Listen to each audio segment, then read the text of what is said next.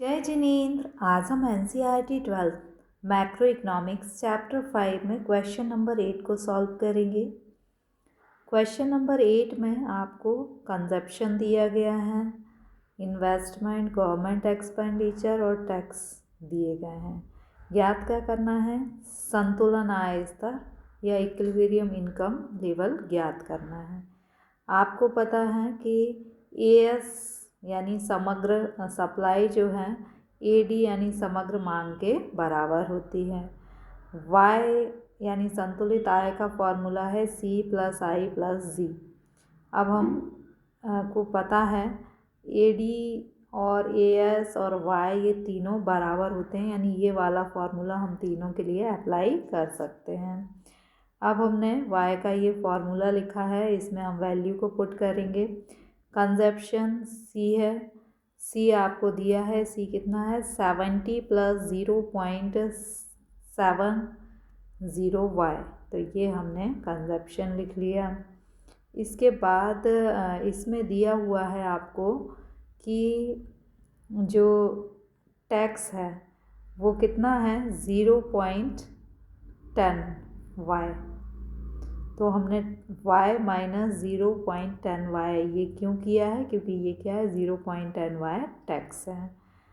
90 ये जो है इन्वेस्टमेंट एक्सपेंडिचर है और 100 जो है वो गवर्नमेंट एक्सपेंडिचर है।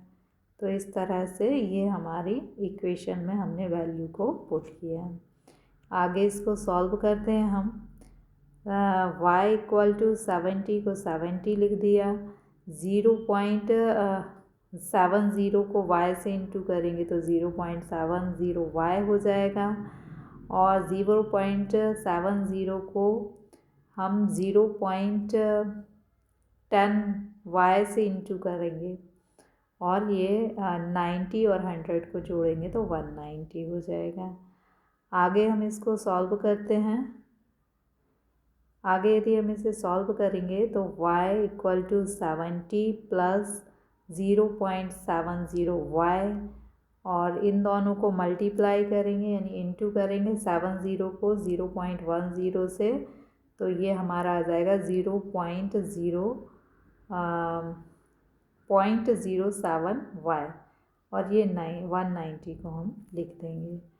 आगे और हम यदि सॉल्व करते हैं तो y 70 को 70 लिख दिया, 70 में से हम -0.70 में से हम माइनस करेंगे 0.07 को, तो हमें प्राप्त होगा 6.63y।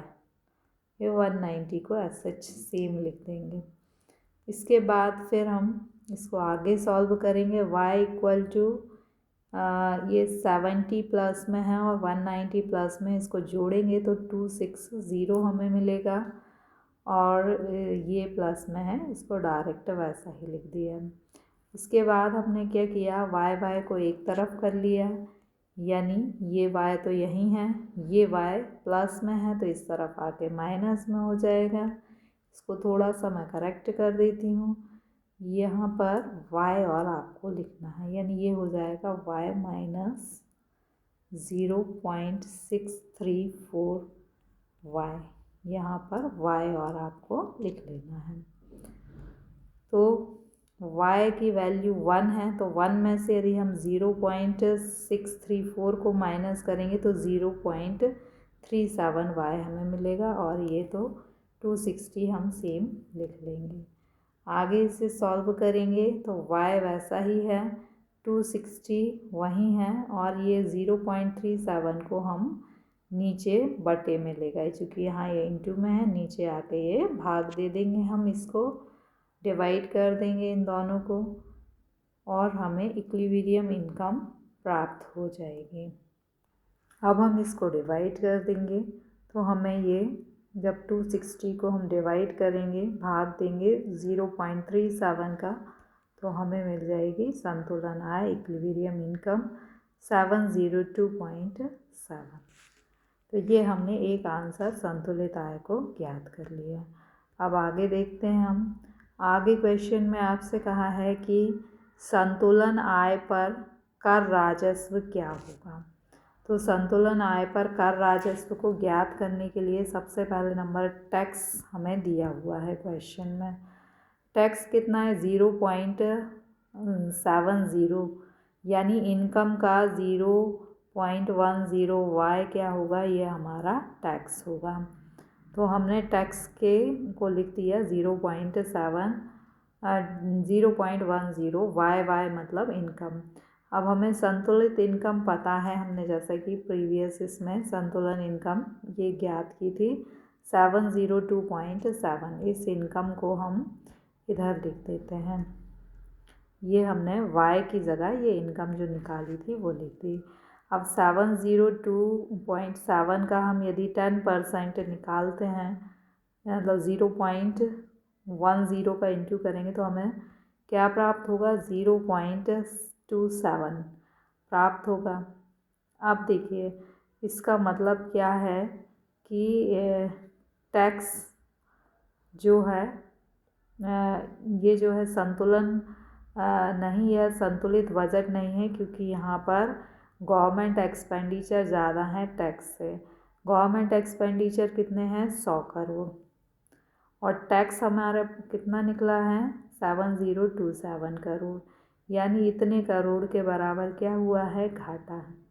ये जो है टैक्स कलेक्शन है, ये गवर्नमेंट एक्सपेंडिचर है, सरकार ने इतने व्यय करे हैं जबकि टैक्स से इतनी राशि प्राप्त हुई है।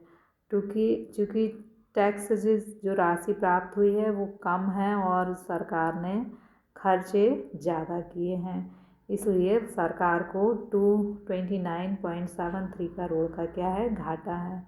और क्वेश्चन में आपसे पूछा गया था क्या सरकार का बजट संतुलित है, तो संतुलित नहीं बल्कि सरकार का बजट क्या है, घाटे का बजट है। ये इसी को इंग्लिश में सॉल्व किया हुआ है, आप इसे देख सकते हैं, स्क्रीनशॉट ले सकते हैं। So okay, thank you.